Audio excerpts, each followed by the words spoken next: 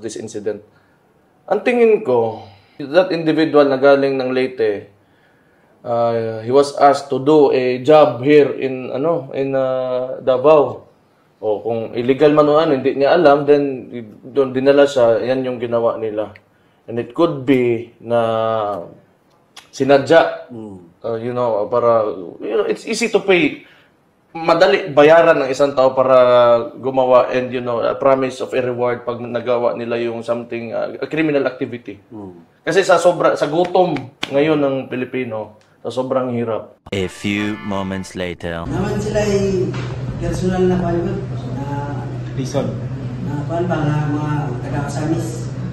Sila ay personal na magkakuan sa mga Duterte. Samukol lang kuno ang gabaw. Samukol lang kuno ang gabaw. So yan po mga kababayan, no? Nagsalita na po itong isa sa mga suspect doon sa hold up doon sa isang pawn shop sa Davao mga kababayan. So sinabi niya na parang inutusan or inarkila sila para guluhin ang Davao mga kababayan. reason Mga taga-Kasamis. Sila ay personal na magkakuan sa mga Duterte. Samukol lang kuno ang Davao. Samukol lang kuno ang gabaw. Samukol ang Davao. Klaro ka di ano, punsyap na. Uy, pulis to. Lo, gikon. So ito yung actual na pagtakas nila mga kababayan, no? Na hindi umandar yung motor na sinakyan nila. Kaya tingnan mo sila, oh. Ito naman na siya na sinakay na doon sa mobile. Doon po ito sa may bangkiruhan mga kababayan na huli itong. Ito yung taga Leyte na hold upper. Pero yung dalawa niya kasama ay hindi pa po nahuli, no, mga kababayan.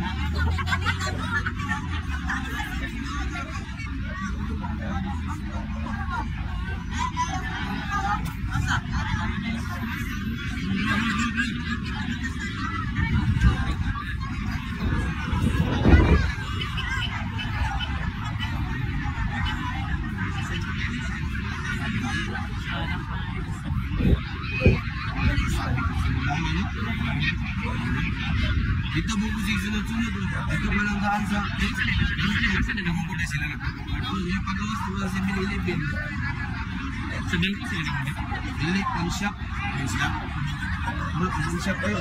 Ba't ba sila nagpinaganay niya? Natumba mo talaga sa kanto ba? Duha lang nalagan. Yung duha lang, motor na kasabot.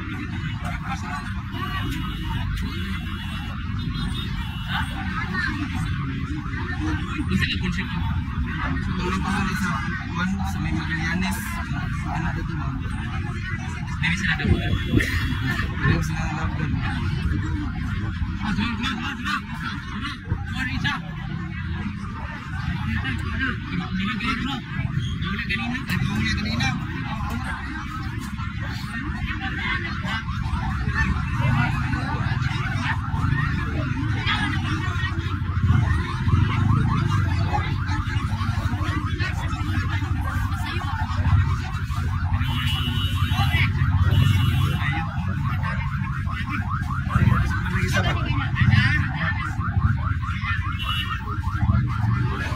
Ayun mga kababayan, no, yung nangyaring pang-hold up doon sa Davao City.